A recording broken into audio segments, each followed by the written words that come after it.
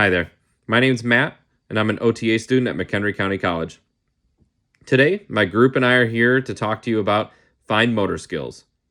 What are fine motor skills, you ask? Well, fine motor skills is the ability to make movements using the small muscles in our hands and wrists.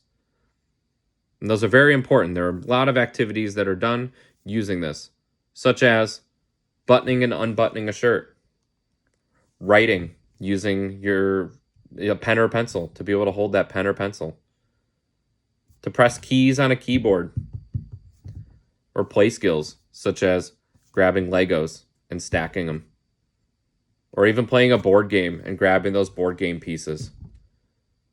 And then even playing video games, holding that controller and pressing buttons and manipulating the joystick. Those are just a handful of examples, and there are plenty others. My group and I came up with an activity that can focus on fine motor skills. And that activity is a beating activity. And we wanted to focus on 3 things with this activity. And we wanted to make it safe for your child. That is a number 1 priority. And then also, we wanted to make it accessible at home. And what I mean by that is that you should have everything that is required to run this activity with your child. And then another thing, we wanted to make it easy for you, the parent, to run this activity with your child. My other group members are going to go into more detail on these 3 things. They're going to go over detail on how we're making it safe and how we're making it accessible at home, and also how we're making it easier for you. Another aspect of the activity that I wanted to touch up on before I hand it over to my group members is the ability to grade this activity up or down. And what I mean by that is that we'll be able to change the difficulty of this activity by changing up some of the materials and things like that. My group members will now go into more detail and show you guys the activity. Thank you.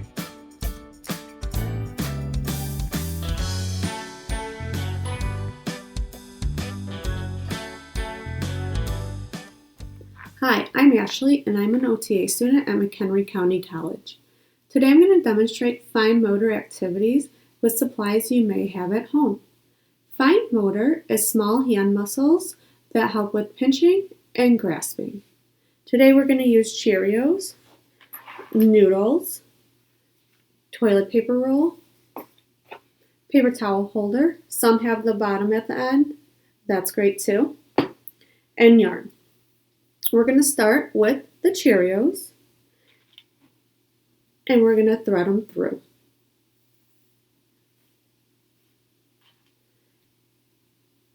And we're going to continue to thread them through until we make a Cheerio necklace. Just like that. Our next activity is a little simpler. We're going to use the noodles. They have a larger hole.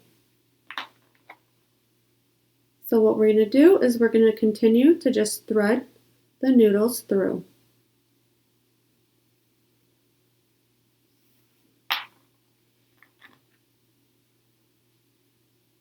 And we're going to do the same thing where you just add a bunch until it makes a noodle necklace. Now our next activity is a little more simpler.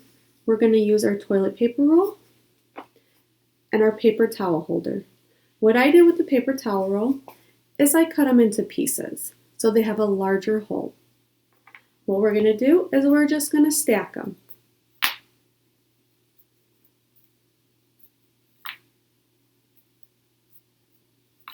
Just like this.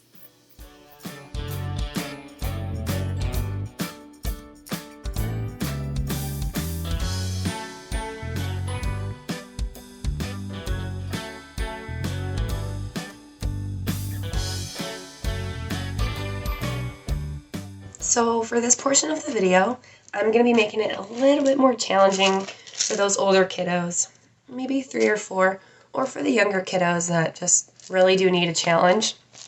The other stuff is too easy for them. So I've got these beads. These are the ones that you can melt and make designs with, but they're pretty small.